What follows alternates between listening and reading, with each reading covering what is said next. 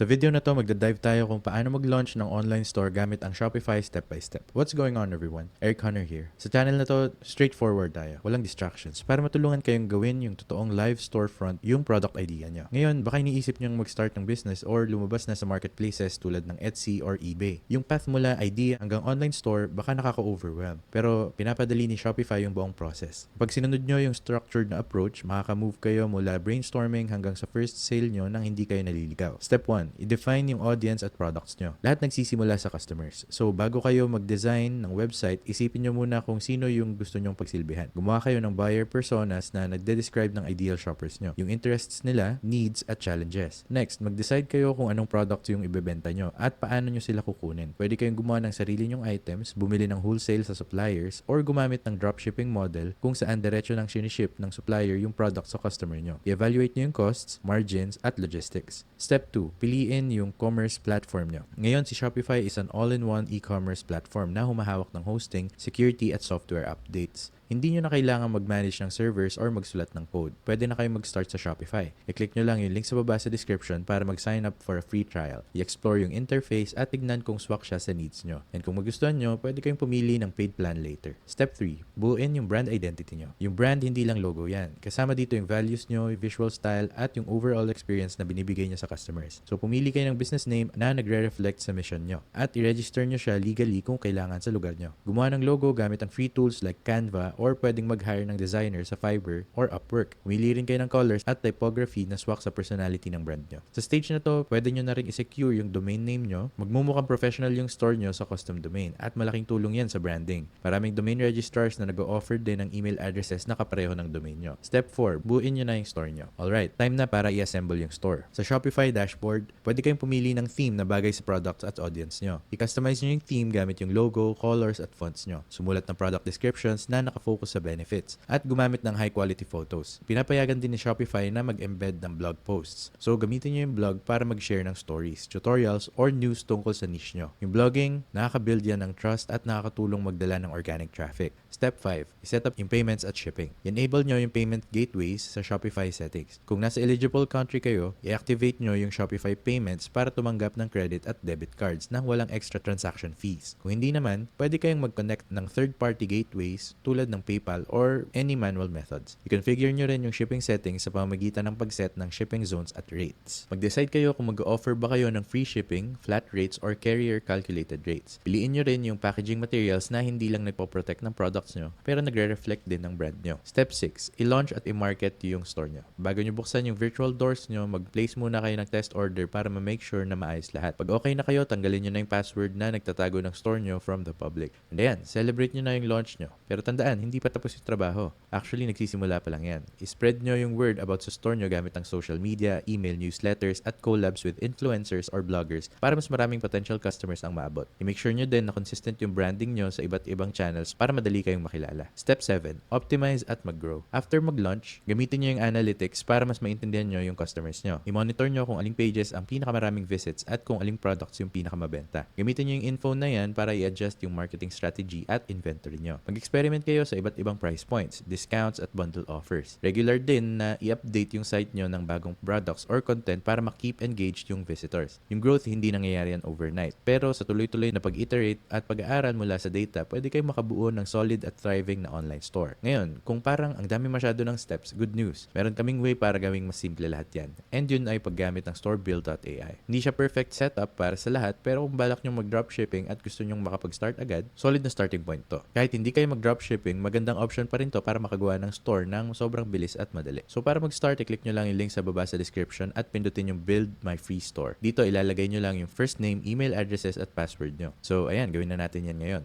Alright, next up, kailangan na lang nating piliin kung anong klaseng items yung gusto nating ibenta. So ayan, meron silang iba't ibang options. May clothing, pet care and supplies, tech and gadgets, home and outdoors, sports and gear, or pwede ring need inspiration. So tayo, piliin natin yung pet care and supplies. Tapos click natin yung next. Dito naman, pipili tayo ng color theme para sa store. Pwede pa naman tong palitan later, pero binibigyan na nila tayo ng ilang options. Personally, gusto ko tong earthy green. So piliin natin yan. Next, pipili tayo ng banner. May iba't ibang choices din dito and gaya ng colors, $10. Pwede rin tong palitan later. Gusto ko tong isang to. Feeling ko babagay siya dun sa green na pinili natin. Then click lang ulit niyang next. Ngayon, hihingin na ni Shopify na mag-register tayo ng account. So i-click lang natin tong button dito. Ilagay natin yung same email address. Tapos dito, i-click lang natin yung skip. Skip din natin tong next part. Para gumana lahat to, kailangan na talaga natin pumili ng plans. So gagawin na natin yun ngayon. Piliin natin yung basic plan. Meron siyang free 3-day trial. So pagkatapos nun, $1 per month lang yung first 3 months. Kahit anong plan yung piliin mo. Same yung offer. Except lang sa plus plan. Pero for this example, basic plan lang muna tayo. Fill out lang natin yung info. Okay, once na ilagay na natin yung info at nakapili na tayo ng plan, goods na tayo. Click na lang natin yung next. Make sure naman natin na activated na talaga. Basically, confirmation lang to na nakapili kayo ng plan at nailagay nyo na yung credit card info. So click natin yung yes. I have done it. Balik tayo ngayon sa Shopify. Copy natin yung link. Balik tayo dito, i-paste, tapos click save. Then next, para mapunta tayo sa winning products. Alright, steps to activate.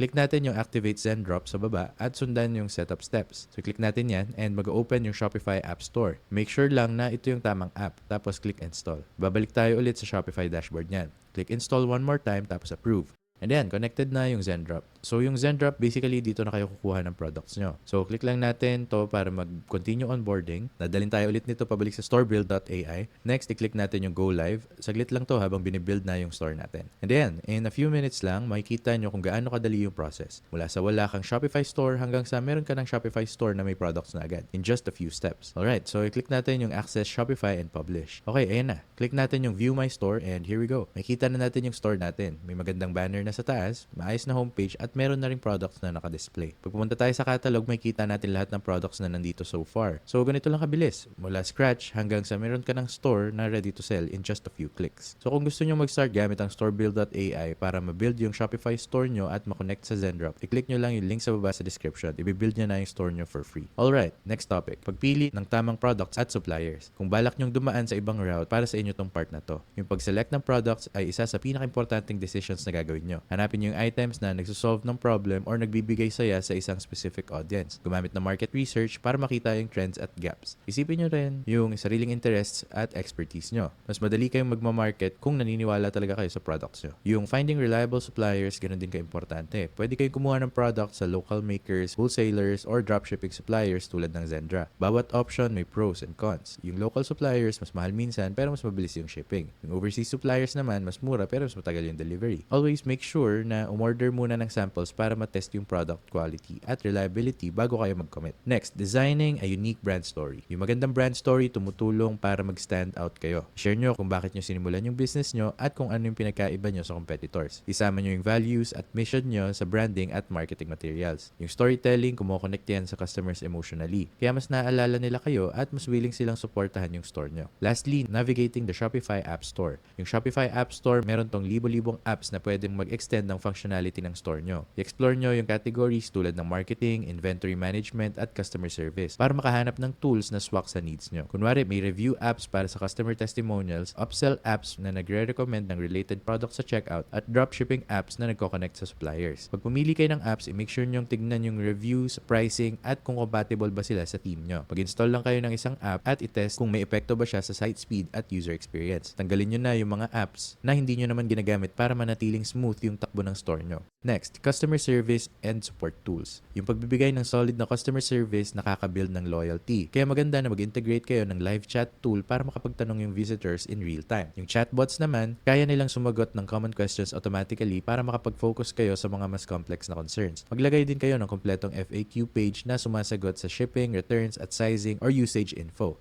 Kung sobrang dami na ng inquiries nyo, pwede kayong magdagdag ng help desk or ticketing system. Yung mga system na to nagtatrack ng customer requests at sinisigurado na lahat nasasagot on time. Next, handling returns and policies. Yung malinaw na policies ang makakaiwas sa iyo sa misunderstandings. Gumawa kayo ng returns policy na naka-outline kung hanggang kailan pwedeng mag-return ng items, kung refund ba or store credit yung makukuha, at kung sino ang sasagot ng return shipping. I-make sure na madaling hanapin tong policy na to. Ilagay sa footer at i-link sa product pages. Gumawa rin ng privacy policy na nag-explain kung paano nyo kinokollect, ginagamit at pinoprotektahan yung customer data. Depende sa location nyo, baka kailangan nyong sumunod sa regulations tulad ng GDPR or CCP CPA. Yung transparency nakaka-build ng trust at nakakatulong umiwas sa legal issues. Next, continuous improvement at A/B testing. Kahit live na yung store nyo, tuloy-tuloy pa rin dapat yung pag-test at pag-refine. Yung A/B testing, kinukumpara yung dalawang versions ng page or element para makita kung alin yung mas okay yung performance. Mag-collect din kayo ng feedback mula sa customers nyo. Itanong kung ano yung gusto nila sa store nyo at kung ano pa yung pwedeng i-improve. Next, running promotions at sales. Yung promos at sales sobrang effective para maka-attract ng new customers at ma-reward yung loyal ones. I-plan nyo yung promotions around holidays, anniversaries, or kahit slow seasons para ma-stimulate yung sales. Gamitin nyo yung discount code features ni Shopify para gumawa ng percentage discounts, fixed amount discounts, buy one get one offers, or free shipping deals. I-make sure na malinaw at madaling intindihin yung terms. I-promote nyo yung sales gamit ang email, social media, at on-site banners. Gumawa ng sense of urgency sa pamamagitan ng pag-set ng clear end dates at paggamit ng countdown timers. After ng promotion, i-analyze nyo yung results para makita kung ano yung nag-work at kung ano yung pwedeng improve. So ayan, yung pagbuo ng online store isang exciting na journey na puno ng opportunities para matuto at mag-grow. Kahit gaano pa kayo ka-prepared, meron at merong surprises at challenges. Harapin nyo sila bilang chances para mag-improve, hindi bilang setbacks. Bawat problem na nasosolve nyo, ginagawa kayong mas capable na entrepreneur. Habang nag-evolve yung store nyo, kasabay din yung skills nyo at pag-intindi nyo sa customers nyo. Sa dedication at pagiging adaptable, pwedeng maging higit pa sa simpleng shop yung online store nyo. At kung laging nasa unahan yung mission at passion nyo, yun yung mag-guide sa decisions nyo habang patuloy na lumalaki yung store nyo. Bawat decision na ginagawa nyo mula sa pagpili ng products hanggang sa website design, hinuhubog yung experience ng customers nyo at sineset yung direction ng future ng brand nyo. Kaya stay patient, stay persistent at laging ready mag-adapt. Yung mga qualities na yan yung tutulong sa inyo sa ups and downs ng entrepreneurship. Ngayon, kung gusto nyo mag-start gamit ang storebuilder.ai at Shopify, meron kaming mga links sa baba sa description. Affiliate links yung mga yan, meaning kikita kami ng maliit na commission kapag ginamit nyo sila. Pero walang extra cost sa inyo. Malaking tulong yung commissions na yon para masuportahan yung channel at para tuloy-tuloy kaming makagawa ng free content na katulad nito. Kaya kung gagamitin nyo sila,